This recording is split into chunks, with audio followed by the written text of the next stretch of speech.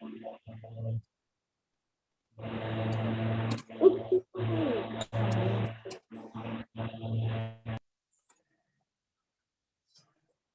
अभी जो सुन रहे थे, दादी ने मम्मा से पूछा कि मम्मा आप अभी सूक्ष्म वतन में किस तरह से जो है वो सेवाएं कर रही हैं बच्चों की। तो मम्मा ने उत्तर दिया कि पहले तो मम्मा साकार में थे, तो साकार में मम्मा रूहों से ही बात करते थे, और अब जो है मम्मा क्या कर रही हैं, यहाँ भी अभी हर बच्चे की रूह को इमर्ज कर, हर एक एक बच्चे को मम्मा अपने सामने इमर्ज करते हैं, और उनके जो कड़े संस्कार हैं, जो स्वभाव संस्कार हैं, उन्हों योग शक्ति, रूहानी शक्ति से भस्म करने की सेवा चल रही है। हम इतनी मेहनत नहीं करते हैं, परंतु मम्मा फिर भी क्या कर रही है, हम बच्चों के अंदर जो भी कड़े स्वभाव संस्कार हैं उनको भस्म करने का पुरुषार्थ कर रही हैं, योग शक्ति के द्वारा, रूहानी शक्ति से।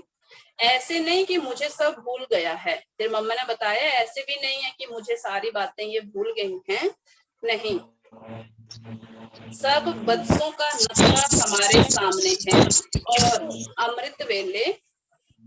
और अमृत वेले क्या हो रहा है, मम्मा ने कहा अमृत वेले हर रूह को इमर्ज करती रहती हूँ। अमृत वेला कौन कौन करता है? काजल म्यूट कर दो। हाँ, अच्छा, जिन्होंने हाथ खड़ा किया, अभी मेरे को तो सिर्फ 2-3 ही दिख रहे हैं, बाकियों का हाथ नहीं दिख रहा है क्योंकि वीडियो बंद है। चलो, अभी क्या है, इस बात का मतलब क्या हुआ कि मम्मा ने क्या कहा कि हर रोज अमृत वेले मम्मा हर रूह को इमर्ज करती है, और अगर मैं आराम से रजाई या कंबल ओढ़ करके सोई होंगी, या आजकल गर्मी ज्यादा है तो एसी चला करके सोई रहूंगी या कूलर चला करके सोई रहूंगी, तो मम्मा जो रूहानी शक्ति, योग की शक्ति से मेरे अंदर के कड़े स्वभाव संस्कार को खत्म करना चाहते भी होंगे, मेरे अंदर शक्ति भरना चाहते भी होंगे, तो क्या वो कहेंगे सोए सोए।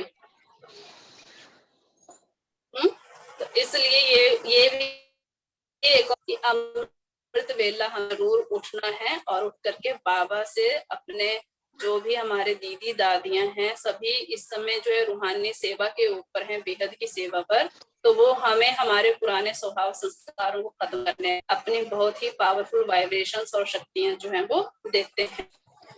तो इसलिए क्या कहा, अमृत वेले हर रूह को इमर्ज करती रहती हूँ, लेकिन तुम बच्चे भी जब रूह रूप में होंगे तब इस रूहानी सेवा की महसूसता कर सकेंगे।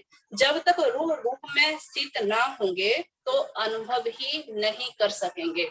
अगर आत्मिक स्मृति में स्थित होकर के नहीं बैठेंगे, मान लो हम उठ गए और उठ करके चाहे बेड के ऊपर ही बैठ गए, चाहे नीचे बैठ गए, परंतु झुटके खा रहे हैं, तो भी क्या है, माना बॉडी कॉन्शियस होकर के बैठे हैं, सोल कॉन्शियस होकर के हम नहीं बैठे हैं, तो उसमें क्या होगा कि जो हमें शक्ति मिलनी होगी, जो हमें अतीन्द्रिय सुख की, शांति की अनुभूति होनी होगी, वो हम नहीं कर पाएंगे, क्योंकि हम जो है वो अपने रूह की स्मृति में नहीं बैठे हैं। इसके बाद क्या कहा मम्मा ने, जब तक तुम रूह रूप में स्थित ना होंगे तो अनुभव भी नहीं कर सकते, तो ना चाहते भी माँ की याद तुम्हें रूह के रूप में स्थित कराएगी। ना चाहते हुए भी मम्मा और क्या मदद करती हैं, मम्मा स्मृति दिलाएगी, बार बार बुद्धि का अटेंशन खिंचवाएंगी, और जो है रूह रूप में स्थित कराने में मदद करेंगी, और योग युक्त देही अभिमानी बनाएगी। उन्हों को अनुभव प्रैक्टिकल में होगा कि माँ हमसे बोल रही है, मिल रही है, ये बोल रही है। कौन से बच्चों को ये अनुभूति होगी, जो रूह रूप में स्थित होकर के बैठे होंगे। इसके बाद माँ ने ज्वेलरी का बॉक्स खोला। अब मम्मा के पास एक ज्वेलरी का बॉक्स रखा हुआ था, और वो ज्वेलरी का बॉक्स खोला मम्मा ने, उसमें ज्वेलरी का सेट भरा हुआ था। वो ऐसा अनोखा, वो अलौकिक था, जिसको कब देखा ही नहीं था। मम्मा के पास एक बॉक्स है, बॉक्स में बहुत सुंदर सी ज्वेलरी है, जो दादी कह रहे हैं इससे पहले ऐसी अलौकिक अनोखी ज्वेलरी आज दिन तक कभी देखी ही नहीं थी। माँ बोली, देखो मैं सारा दिन इन्हीं दिव्य गुणों रूपी गहनों से आप बच्चों को सजाती रहती हूँ।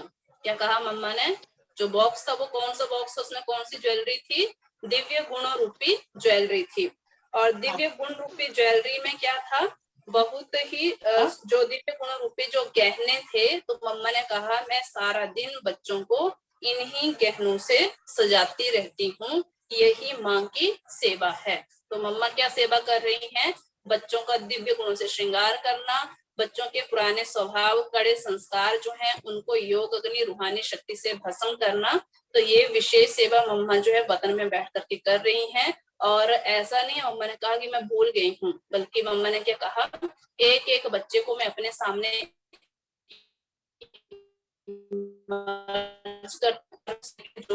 है उनको जो है दूर करने में उसकी सहयोग देती हूँ, उसके अंदर शक्ति भरती हूँ।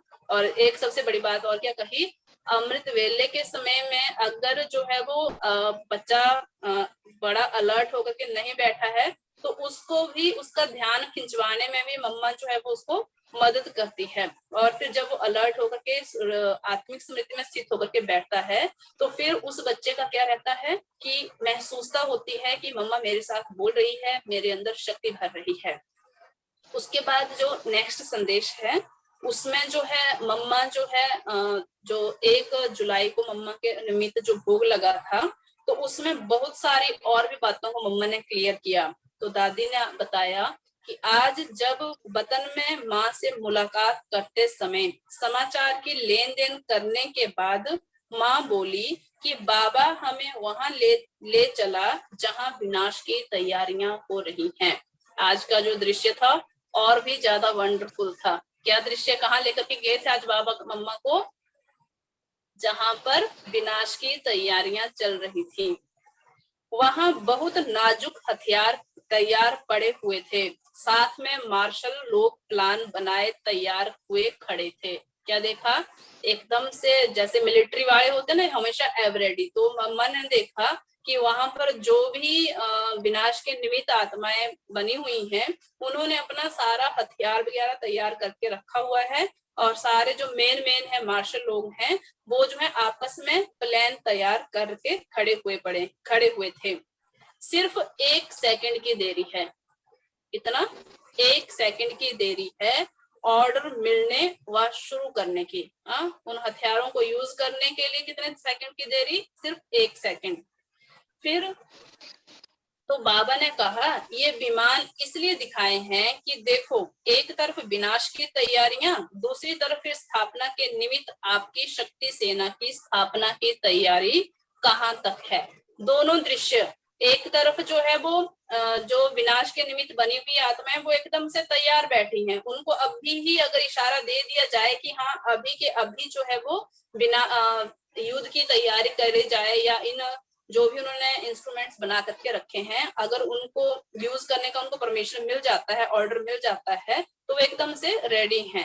परंतु बाबा ने कहा दूसरी साइड जो है वो बच्चों को बाबा ने दिखाया कि जो आपकी शिव शक्ति सेना है, जो नई दुनिया की स्थापना के निमित्त आत्माएं हैं, वो पुरुषार्थ में कहाँ तक तैयार हुई हैं। तो स्थापना और विनाश की तैयारियों में, अब देखना पॉइंट क्या कहा, स्थापना और विनाश की तैयारियों में दिन रात का फर्क था। इस पर मम्मा सुना रही थी कि देखने में ऐसा आता है कि अब बच्चों का पुरुषार्थ कोई समझाने से तीव्र नहीं होगा। अब समझाने के दिन गए। जैसे कोई कोई बच्चे होते हैं ना, बोलते हम जैसे माँ बाप क्या बोलते हैं कि ये ना कभी भी सुधरने वाला नहीं है, इसको तो मैं समझा समझा करके थक गया हूँ, या थक गई हूँ। तो मम्मा ने भी इशारा दिया कि अब जो बच्चों को पहले जो समझाया जाता था कि हाँ अभी इतना समय है, अभी ये करो, ऐसे करो, ऐसे करो, तो वो उसके लिए इशारा दिया कि अभी बच्चों का पुरुषार्थ कोई समझाने से तीव्र नहीं होगा, लेकिन एक तरफ कुछ विनाश की रिहर्सल, दूसरी तरफ फिर अब प्रभाव का भी समय नजदीक आ रहा है। तो उसमें बच्चों की बुद्धि बिजी हो जाने से ही पुरानी बातें व पुराने संस्कार मिट जाएंगे। एक साइड रिहर्सल शुरू हो जाएगी। जैसे अभी प्रेजेंट टाइम अगर हम देखें तो क्या चल रहा है, जैसे कोरोना की ही बीमारी चल रही है, तो लोग बहुत ज्यादा डरे हुए हैं। बहुत सारी आत्माओं ने शरीर भी छोड़ा इस बीमारी के कारण। बहुत सारे ऐसे हैं जो इस समय इससे जो है वो कहीं ना कहीं प्रभावित हैं। अभी तक एक बीमारी कवर हुई नहीं थी, अभी दूसरी दो और बीमारियों के, एक ब्लैक फंगस और एक येलो फंगस, इस तरह की बीमारियों के नाम जो है वो सामने आ रहे हैं और उनके प्रभाव भी सामने नजर आ रहे हैं। तो इस तरह से जो है वो अगर देखा जाए तो कभी कभी जब ध्यान से सोचते हैं या जब कभी सिचुएशन इस तरह की हो जाती है तो सारे सोचते हैं कि हाँ सच में बाबा का कहा हुआ ना एक एक पॉइंट सत्य हो रहा है। परंतु उस टाइम हम अपने आप की चेकिंग करते हैं क्या कि अभी तक भी मुझे कहाँ तक जो है अपने आप को संपूर्ण बनाने में कितनी कमी है, अभी तक मैं कहाँ तक तैयार हुई हूँ। अगर अभी आज मेरा ये शरीर छूट जाता है तो क्या मैं सत्य की दुनिया में शुरू शुरू में आने के लायक बन गई हूँ या नहीं। तो इसलिए मम्मा ने ये पॉइंट यहाँ पर समझाया था कि जब समय भी, प्रभात का समय भी नजदीक आएगा और दूसरा रिहर्सल भी होगी, तो बच्चों की बुद्धि इन बातों में बिजी हो जाने के कारण पुरानी बातें और पुराने संस्कार मिट जाएंगे। अब भल बच्चे कहते हैं कि हम बिजी हैं, लेकिन सबकी बुद्धि बिजी नहीं है। भले मुख बिजी है लेकिन बुद्धि बिजी होनी चाहिए। मुख का मौन और मन का मौन नहीं है। हाँ? मन और बुद्धि जो बाबा की याद में बिजी होनी चाहिए। परंतु हम क्या बोलते हैं कि हम आजकल ना हमारे पास टाइम ही नहीं है, समय ही नहीं मिलता है, सारा दिन का पता नहीं चलता है कहाँ निकल जाता है। हम सोचते तो हैं ये करना है वो करना है, परंतु पता नहीं एक काम खत्म होता है दूसरा नजर आ जाता है। बाबा ने हम बच्चों को अभी जो इशारे हम पढ़ रहे हैं, व्यक्ति इशारे जो आपका ये आता है मंथली पत्र पुष्प, तो उसमें एक बात कही गई थी कि अभी जो है हमें जो है वो हाथों से कर्म करते हुए, कारोबार करते हुए भी मन को एकदम से फ्री रखना है, बुद्धि को एकदम से फ्री रखना है। अगर मन और बुद्धि एकदम से फ्री होंगे तो वो बाबा से इजीली कनेक्ट हो पाएंगे, कनेक्ट होंगे तो 10 मिनट का जो काम है वो हम 1 मिनट में सहजता से कर सकते हैं। तो इसलिए ये अटेंशन देना है। बाबा ने कहा भले मुख बिजी है लेकिन बुद्धि बिजी होनी चाहिए। बाद में फिर बाबा ने एक गुह्य रहस्य सुनाया कि देखो विनाश का कार्य अब क्विक चल रहा है, बहुत तेज गति से चल रहा है।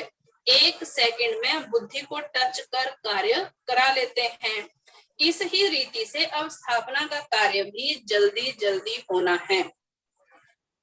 इसलिए मम्मा को भी सूक्ष्म बतरवासी बनाया हूँ। बाबा ने फिर और बात आगे समझाते हुए कहा कि अब क्या है, मम्मा को भी सूक्ष्म बतरवासी बना लिया है, क्योंकि अब स्थापना का कार्य बहुत जल्दी जल्दी चलना है, तो विनाश का कार्य भी इतना क्विक है कि बस एक इशारा मिलने की देरी है। मम्मा को भी सूक्ष्म वतनवासी बनाया हूँ ताकि वह भी बुद्धियों को प्रेरित कर स्थापना का कार्य जल्दी करा सके और प्रभाव निकल जाए। इस प्रकार थोड़े समय में तुम बच्चे अंतःवाहक शरीर द्वारा अंतः प्रेरणाओं से की हुई माँ की सेवा का प्रभाव देखेंगे। अंतःवाहक माना मम्मा जो अब सूक्ष्म शरीर के द्वारा जो सेवाएं जितना जल्दी कर सकती हैं उतना साकार के द्वारा नहीं कर सकती थी। तो इसलिए जो विनाश के निमित्त बनी हुई आत्माएं हैं उनको भी कुछ ना कुछ टचिंग, जो इतने सारी आज की डेट में हमारे इंस्ट्रूमेंट्स बन रहे हैं, हथियार बन रहे हैं, एटॉमिक बम बन रहे हैं, जो भी इन्वेंशंस हो रही हैं, तो उनमें भी कहीं ना कहीं जो है वो बाबा के द्वारा ही जो है उन आत्माओं को टचिंग करवाए जाते, किसी न किसी को तो निमित्त बनाएंगे ही। दूसरी तरफ जो स्थापना के कार्य में भी आत्माओं को वो टचिंग कराना, किस तरह से पुरुषार्थ और तेज किया जाए, किस तरह से जो चुनी हुई आत्माएं हैं उनको जो है वो बाबा से मिलाया जाए। बाबा का जो भी कार्य अब स्थापना का में जिन जिन को निमित्त बनना है तो उनको टचिंग कराने का कार्य जो है बाबा मम्मा के थ्रू करवा रहे हैं। देखो शुरू शुरू में जब प्रेरणा से व टच होकर तुम लोग आई तो कितनी जल्दी स्थापना हुई। फिर एग्जाम्पल दिया बाबा ने, जैसे दादी सामने खड़े थे तो दादी का ही एग्जाम्पल देते हुए कि जब शुरू शुरू में यज्ञ की स्थापना हुई तो क्या हुआ कि जैसे ही टचिंग हुई तो सभी बच्चे जो हैं वो बाबा के पास आ गए और कितना जल्दी जो ओम मंडली की शुरू शुरू में स्थापना हुई थी तो कितना जल्दी हुआ और मेहनत भी कितनी कम लगी और अनन्य रत्न भी कितने निकले। अब देखो कितनी मेहनत और कितना समय लगता है, तो अंत में फिर अब टचिंग का ही पार्ट चलना है। इसलिए अब बच्चों को यही समझना चाहिए कि अब समय बहुत नजदीक है। ऐसा ना हो कि कई पॉइंट, मिसाल के तौर पर बाबा ने कहा ब्रह्मा की आयु 100 वर्ष की है अभी इतना समय पड़ा है, आदि किसी भी आधार पर ना ठहर पुरुषार्थ करते चलो। तो उस टाइम 1965 की ये बात थी। तो 1965 में क्या हुआ, जब मम्मा तो अव्यक्त हो गए और बाबा की भी एज जो थी उस टाइम अप्रोक्सीमेट जो है वो 90s के करीब पहुंचने वाली थी। तो उस समय क्या हुआ कि 90 तो हो चुका था, माना 93 ईयर्स के बाबा ने शरीर छोड़ा है, तो 90s के करीब थे। तो बाबा के लिए बाबा ने कहा कि बच्चे आज अभी के समय में ये सोचते हैं कि बाबा की आयु 100 वर्ष है, क्योंकि संगम युग का टाइम कितना बताया बाबा ने, 100 वर्ष। तो उस समय बहुत सारे बच्चों की बुद्धि में ये बात थी कि 100 वर्ष, जैसे ब्रह्मा बाबा के 100 वर्ष आयु पूरी हो जाएगी तो विनाश हो जाएगा और फिर नई दुनिया आ जाएगी। परंतु जब बाबा के 1975 में 100 ईयर्स, बाबा ने 69 में शरीर छोड़ दिया और 75-6 में बाबा के जैसे 100 ईयर्स कंप्लीट हो रहे थे, तो बहुत सारे बच्चे जो है उस समय हलचल में आ गए थे कि बाबा ने तो कहा था 100 वर्ष। तो बच्चों ने ब्रह्मा बाबा की आयु को 100 वर्ष मान करके जो है वो, फिर उसमें कुछ बच्चे हलचल में आ गए थे। और इसलिए फिर कुछ बच्चे जैसे निश्चय बुद्धि जो थे, या कहीं किसी किसी का निश्चय में कमी थी, तो बहुत सारों को हलचल में भी आए थे। तो इसलिए बाबा ने कहा अब समय की तरफ आप इस समय को मत देखो कि हाँ ब्रह्मा की आयु 100 वर्ष है या संगम युग 100 वर्ष का है। तो उस चीज को अगर आज के समय पर हम जोड़ें, तो अभी जैसे मान लो यज्ञ की स्थापना जो है 1936 में हुई थी, तो माना 2036 में जो 100 ईयर्स होंगे, तो हम बोले कि अभी तक भी 14 ईयर्स जो है वो रिमेनिंग है, या जो भी हम सोचते हैं। तो हमें ये बात को ध्यान में रखना है कि ठीक है 100 वर्ष पूरा होने में 100 अभी तक भी 14 या 15 वर्ष जो है बाकी हैं, परंतु हमें ये सोचना है क्या मेरे पास जो है वो 14-15 वर्ष है। आप लोगों ने भीम और युधिष्ठिर जी का एक संवाद सुना होगा।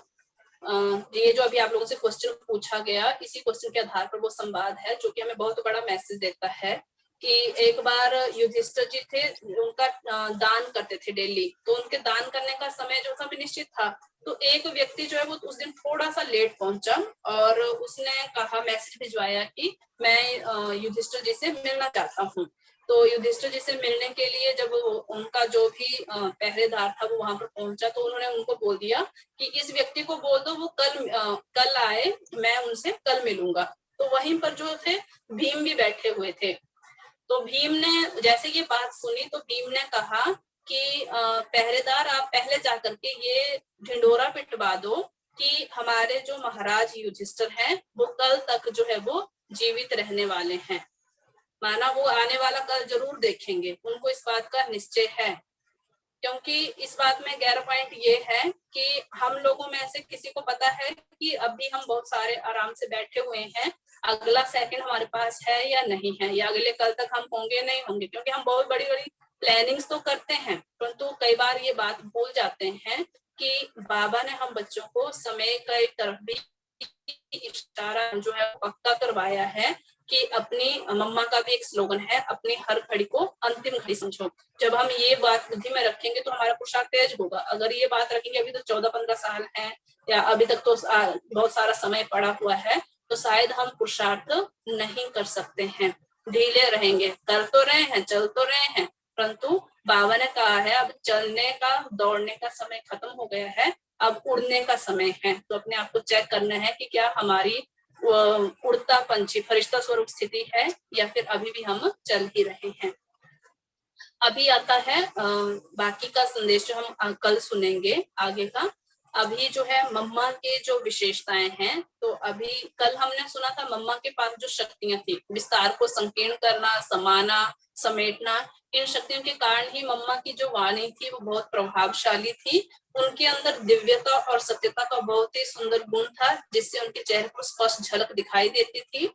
और लक्ष्य हमें यही मिला कि हमें भी मम्मा समान जो है वो बनना है, विस्तार में जाने के बजाय सार में आना, समेटने की शक्ति को अपने अंदर भरना, समाने की शक्ति को अपने अंदर भरना, चेकिंग करना, तो ये पुरुषार्थ हमें करना है।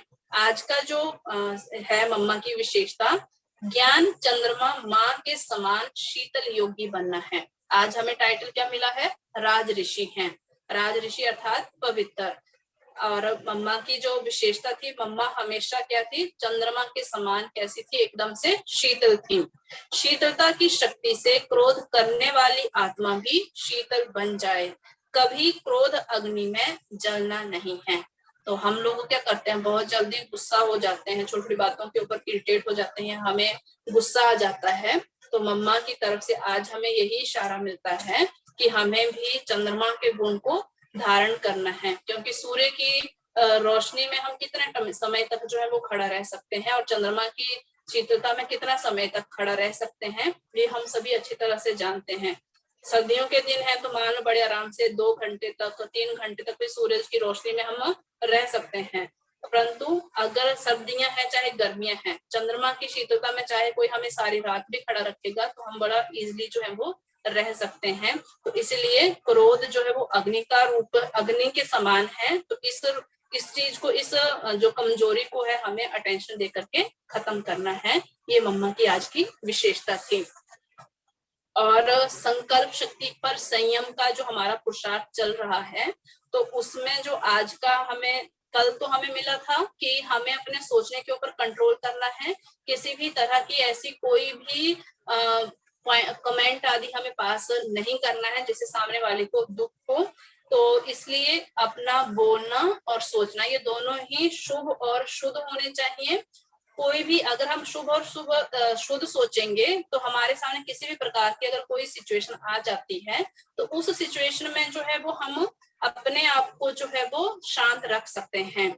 और दूसरा, सोचने का जो हमारा तरीका है उसको भी अटेंशन दे करके ठीक करना है। अंदर में हमारे कुछ बातें बिल्कुल पक्की होनी चाहिए। उनमें सबसे पहली बात है, ड्रामा में निश्चय, बाबा में निश्चय और भाभी पर अटल निश्चय। अगर ये हमारा निश्चय पक्का है तो भी हमारी जो स्थिति है वो भी सदा निश्चिंत बनी रहेगी। और मेन जो पॉइंट था इसमें कि अगर इस समय हम मान लो क्लास कर रहे हैं तो हमारी बुद्धि जो है एकाग्रचित होकर के क्लास के ऊपर ही अगर हम ध्यान देंगे, भले हाथों से कोई काम कर रहे हैं परंतु कई बार कुछ काम ऐसे होते हैं जिनमें हमें बुद्धि को भी लगाना पड़ता है, बहुत अटेंशन के साथ करना पड़ता है, और कुछ काम ऐसे होते हैं जिनके हम हैबिचुअल होते हैं, तो वो कर्म करते हुए भी हमारी बुद्धि जो है हम खाली रख सकते हैं और मन और बुद्धि को बाबा के साथ कनेक्ट कर सकते हैं। तो यहाँ पर जो है हमें अपने संकल्पों पर संयम रखना है, जो हमारी सोचने की स्पीड है उसके ऊपर कंट्रोल करना है। उसी के आधार पर आज का हमें वरदान भी मिला है कि संकल्प, समय, शब्द और कर्म, बोल जो है वो हमारे बिल्कुल जो है वो ईश्वर सेवा के आधार पर होने चाहिए, तभी हमें वफादार का टाइटल जो है वो मिल सकता है। अदरवाइज ये चेकिंग का पॉइंट है, क्या हमारे शब्द, कर्म, बोल और समय जो है वो ईश्वर सेवा के लिए सफल हो रहा है या व्यर्थ में जा रहा है। आज का है, जब मन का सोचना व्यवस्थित हो जाता है, डिसिप्लिन से सोचते हैं, तो यही संयम का सोचना है। सोचना भी कैसा हो जाता है, व्यवस्थित। मान लो कोई चीजें हैं, अगर ये अस्त व्यस्त करके रखी होंगी तो हमारा कमरा अच्छा नहीं दिखेगा, परंतु अगर हमारा कमरा बिल्कुल छोटा सा है और वहां पर बहुत सारी चीजें रखी हुई हैं परंतु उनको बहुत ही अच्छी तरह से मैनेज तरीके से व्यवस्थित करके रखा हुआ है, तो वो छोटा सा कमरा भी हमें बहुत अच्छा लगेगा, वहां पर हमारा बैठने को मन करेगा। तो इसी तरह से हमारा मन भी क्या है, एक छोटा सा कमरा है परंतु उसमें कैसा मटेरियल रखा हुआ है, वेस्ट का रखा हुआ है या यूजेबल रखा हुआ है, किस तरह के विचार हैं, ये हमें ही चेकिंग करनी है। तो ये भी क्या है, उनमें अनुशासनिक तरीके से होना चाहिए। तो यही संयम का सोचना है। जैसे संकल्पों को फुल स्टॉप लगाने का अभ्यास करते हैं, ऐसे मन के संकल्प शुद्ध, पवित्र और निर्मल हों। 3 बातें इसमें कही हैं। हमारे मन के संकल्प कैसे होने चाहिए, शुद्ध होने चाहिए, उनमें पवित्रता होनी चाहिए, निर्मलता होनी चाहिए, तो मन साइलेंस में नेचुरल रहता है। तो मन को शांत करने के, जैसे कभी कभी क्या होता है, जैसे मम्मा का पॉइंट आया कि क्रोध नहीं करना है, जब हम गुस्से में होते हैं तो हमारी पूरी बॉडी से ही जैसे एकदम से आग आग सी महसूस होती है, जलन जलन सी महसूस होती है। तो अगर हम चाहते हैं कि नहीं, मेरे को थोड़ी देर के लिए शांति में रहना है, परंतु शांति में रहने के लिए हम क्या करते हैं, किसी एकांत को ढूंढते हैं। परंतु अगर हमारा संकल्प जो है बिल्कुल एकदम से प्योर है, साफ सुथरे हैं, स्वच्छता है, उनमें निर्मलता है, कोई भी किसी के प्रति ईर्ष्या बैर विरोध की बातें नहीं है, तो अपने आप ही नेचुरल शांति की अनुभूति हम कर सकते हैं। मन में कोई के भी प्रति ईर्ष्या द्वेष बैर विरोध ना हो, मन की यह पवित्रता ही साइलेंस की पावर को बढ़ाएगी। तो ये पॉइंट गहरा पॉइंट है यहाँ पर भी, कि जितना हमारा मन ईर्ष्या बैर क्रोध नफरत घृणा आलस्य से खाली होगा, उतना ही हम गहरी शांति की अनुभूति कर सकते हैं। अदरवाइज चाहे बोलते हैं ना, कोई किसी भी कितने भी अच्छी से अच्छी जगह पर चला जाए, परंतु अगर मन में किसी के प्रति कोई ना कोई बातें भरी हुई होंगी, तो चाहे किसी सत्संग में चले जाएं, चाहे कहीं पर भी चले जाएं, फिर भी हम जो है वो अपने मन को एकाग्र नहीं कर सकते हैं, क्योंकि वही व्यर्थ की बातें हमारे अंदर घूमती रहती हैं। अभी है मन को एक रस बनाने के लिए जो ड्रिल बाबा ने हम बच्चों को दी हुई है, तो उसमें था 5 स्वरूपों का अभ्यास करने के लिए। 5 स्वरूपों के अभ्यास के लिए था ये। तो कल का तो था, हमें 2 बातों का बार बार से ड्रिल करनी थी, निराकारी स्थिति का और दूसरा पृष्ठ स्थिति का। जितना बार बार हम निराकारी स्टेज में स्थित होंगे, उतना ही हम जो है वो कर्म करते हुए पृष्ठ स्वरूप की स्थिति का भी अनुभव कर सकते हैं। तो ये एक्सरसाइज जब निराकारी और फरिश्ता स्वरूप की एक्सरसाइज जब बार बार करते रहेंगे, तो हमें जो है वो किसी भी प्रकार की थकावट नहीं होगी, क्योंकि सबसे पहले हमारा मन थकता है, उसके बाद जो उसका असर जो हमारे शरीर के ऊपर आता है। अभी आज का पॉइंट है, देह भान से परे होना है, तो ये रूहानी एक्सरसाइज कर्म करते भी, अपनी ड्यूटी बजाते हुए भी 1 सेकंड में अभ्यास कर सकते हो। क्या कहा? अगर हमें देह भान से, बॉडी कॉन्शियस से, आज भी बाबा ने कहा ना कि देही अभिमानी बनने में, आत्मिक स्वरूप में स्थित होने में क्या है? मेहनत है।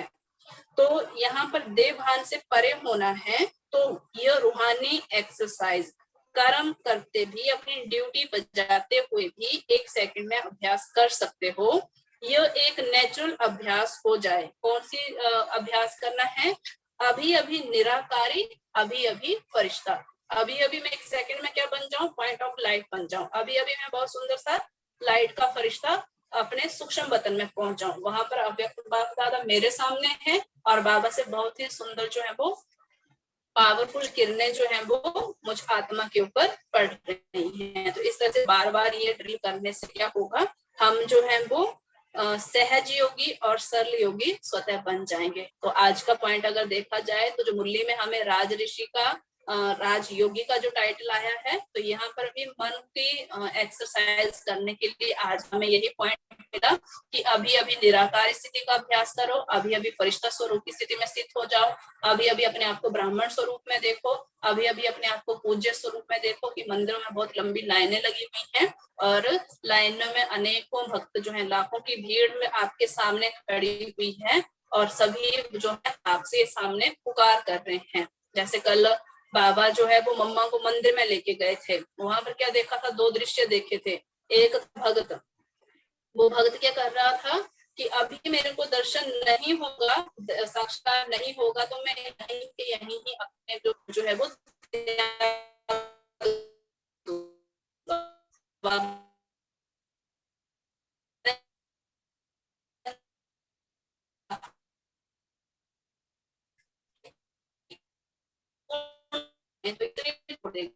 जाओ। इससे एकदम से हैरान हो रहा था कि ये स्वरूप तो मेरी बुद्धि में था ही नहीं। वहां पर फिर मम्मा ने देखा, वो हैरान होकर देख रहा था, तो बाबा ने बोला कि अब इसके ऊपर अपना क्या धरा, जो आशीर्वाद धरा जो है, इसके मस्तक के ऊपर अपना हाथ धरो। तो मम्मा ने जब उसके मस्तक के ऊपर ऐसे हाथ रखा, फिर क्या हुआ? जैसे ही मम्मा ने हाथ रखा, तो उसके बाद जो है वो एकदम से ट्रांस में गया, ध्यान में गया, और उसने क्या सामने है, तो वो एकदम से फिर निश्चिंत हो गया, शांत हो गया, और जैसे मम्मा के पैरों में जो है वो उसने अपना मस्तक जो है झुका दिया, और बहुत खुश हुआ। तो यहाँ पर भी यही कि जितना हम अपने इस 5 की ड्रिल करते रहेंगे, उतना ही हमारी जो स्थिति है वो बहुत ही अच्छी बनती जाएगी, सरल योगी और सहज योगी हम बनते जाएंगे। ठीक है, तो आज के लिए हमारा इतना है। किसी को कोई प्रश्न पूछना हो तो पूछ सकते हैं।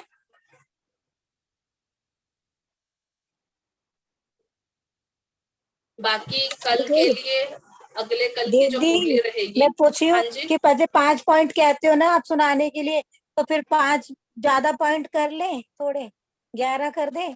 हाँ नहीं नहीं, जो भी आप करना चाहो अच्छी बात है। जो 5 कर सकते हैं वो 5 करें, जो ज्यादा करना चाहें तो वो ज्यादा कर सकते हैं। वो 5 की इसलिए कहा है कि जैसे अगर भाई बहनें ज्यादा है तो सभी को चांस मिले, जो भी इंटरेस्टेड हो। ऐसा नहीं फोर्सफुली किसी के लिए नहीं है। जो भी भाई बहनें चाहते हो कि हाँ हमें जो है वो ये करना है, तो इसमें करना चाहते हो तो वो कर सकते हैं। अपना दीदी मुरली के जो पॉइंट है सुना सकते हैं। एक चीज और पूछनी है। आज एक बाबा ये वाली आज की मुरली में आया था, भील और अर्जुन का मिसाल, मतलब भील, इसका क्या था जो बाबा ने बोला है? हाँ, ये पॉइंट बाबा ने जो है, अर्जुन इस टाइम बाबा ने जैसे जो सेंटर्स पर रहते हैं भाई बहने, उनके लिए ये पॉइंट बाबा ने एक इशारा दिया था। और जैसे भील कहा था, जैसे जो गृहस्थ में रहते हैं, ये इसलिए बाबा ने कहा कि क्योंकि कई बार जो सेंटर पर रहने वाले भाई बहने हैं या बाबा के जैसे मधुबन में रहने वाले भाई बहने थोड़ा सा सोचते हैं कि हम सेंटर पर रह रहे हैं तो हमारा तो पुरुषार्थ हो ही रहा है, परंतु उसमें पॉइंट ये होता है कि पुरुषार्थ में कई कमियां अलवेले हो जाते हैं।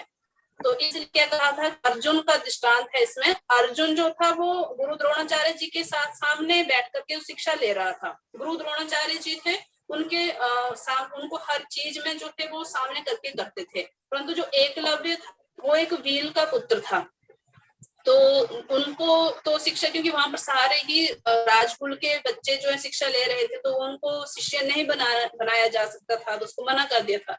तो उसने क्या किया था कि गुरु द्रोणाचार्य की एक मूर्ति बनाई थी, और हर रोज छुप छुप करके वो वहां पर देखता था कि आज कौन सी शिक्षा दी जा रही है, आज कौन सा कॉन्सेप्ट समझाया जा रहा है। तो उसको फिर बाद में जो था वो क्या करता था, प्रैक्टिस करता था। तो बाद में जब उन दोनों का ही कंपटीशन कराया गया था, तो एकलव्य जो था वो उसे जास्ती आगे मतलब उनका दिख रहा था कि वो अच्छा पुरुषार्थ कर रहा है। तो ये यहाँ पर कहा गया है कि जैसे घर परिवार में रहने वाले जो हैं वो सेंटर्स पर रहने वालों से ज्यादा पुरुषार्थ में अच्छे होते हैं, अच्छा पुरुषार्थ करते हैं। परंतु इसका मतलब ये नहीं कि अगर मान लो मैं से किसी बाबा घर में जाना है, परंतु आज बाबा ने तो ये बोल दिया तो मैं नहीं, नहीं। हमने अगर लक्ष्य रखा है कि मुझे बेहद में सेवा करनी है घर में, क्योंकि आप सभी के लिए तो कुछ ना कुछ फाउंडेशन है, इस समय आप सभी बैठे हुए हैं तो कुछ ना कुछ जिम्मेवारियां हैं, परंतु एक बंधन तो है ही। तो बाबा ने ये भी इशारा दिया है कि अगर हम निर्बंधन होकर के अगर सेवा की भीड़ में आना चाहें तो बाबा उन बच्चों का भी स्वागत करता है। तो ये एकलव्य और अर्जुन का एग्जाम्पल आज इससे दिया था कि हमें भी ढीले नहीं पड़ना है पुरुषार्थ में, अपने पुरुषार्थ को तेज करना है। तो ये गृहस्थ वालों के लिए और सेंटर पर रहने वालों के लिए था। हाँ जी, कुछ और पूछेंगे? चलिए ठीक है, अभी 5 मिनट जो है योग करेंगे सभी, उसके बाद ये ऑटोमेटिकली मीटिंग जो है कंप्लीट हो जाएगी। तब तक जो है 5 मिनट गीत बजेगा, हम सभी जो बाबा को याद करेंगे। ठीक है, ओम शांति।